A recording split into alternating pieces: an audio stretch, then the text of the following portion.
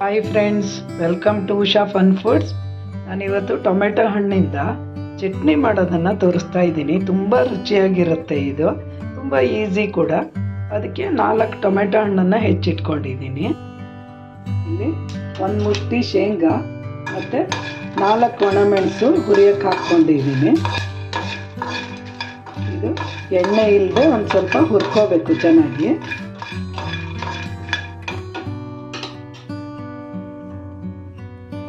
ಈಗ ಒಂದು 5-6 ಬೆಳ್ಳುಳ್ಳಿ ಹೆಸಳನ್ನು ಹಾಕೋತಾ ಇದ್ದೀನಿ.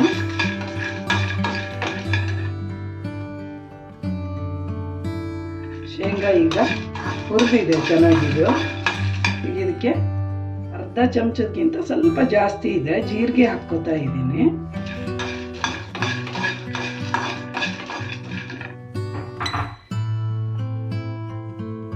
ಈಗ ಜೀರಿಗೆನೂ ಹುರಿದಿದೆ.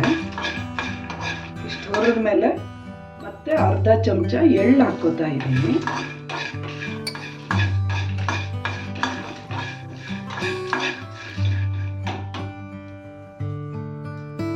ಎಳ್ಳು ಕೂಡ ಹುರಿದಿದೆ. ಈಗ ಇದಕ್ಕೆ ಹೆಚ್ಚಿಟ್ಕೊಂಡಿರೋ ಟೊಮೆಟೊ ಹಾಕೋತಾ ಇದ್ದೀನಿ.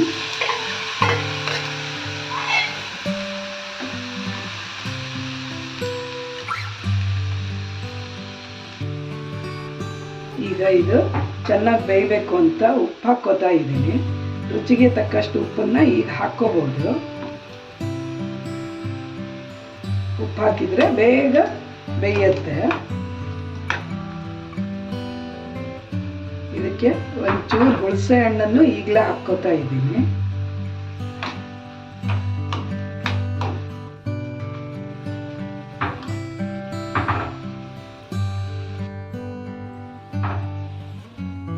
ಇದು ಬೆಂದಿದೆ. ಇದಕ್ಕೆ ಒಂಚೂರು ಒಣ ಕೊಬ್ಬರಿನ ಹಾಕ್ತಾ ಇದ್ದೀನಿ.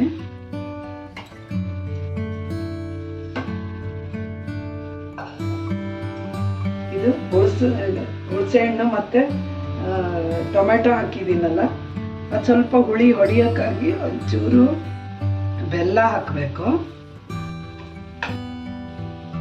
ಈಗಿದು ಆರಿದೆ, ಮಿಕ್ಸಿಗೆ ಹಾಕೋತೀನಿ.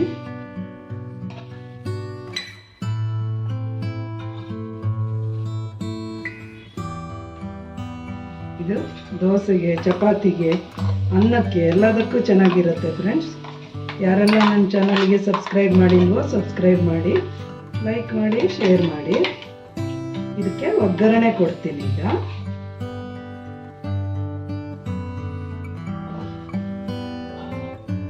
ಈಗ ಇಲ್ಲಿ ಎಣ್ಣೆ ಬಿಸಿಗೆ ಇಟ್ಕೊಂಡಿದ್ದೀನಿ. ಕರಿಬೇವು, ಸಾಸಿವೆ, ಈ ಒಗ್ಗರಣೆನ ಚಟ್ನಿಗೆ ಹಾಕ್ಕೋತೀನಿ. ರುಚಿಯಾದ ಚಟ್ನಿ ರೆಡಿಯಾಗಿದೆ.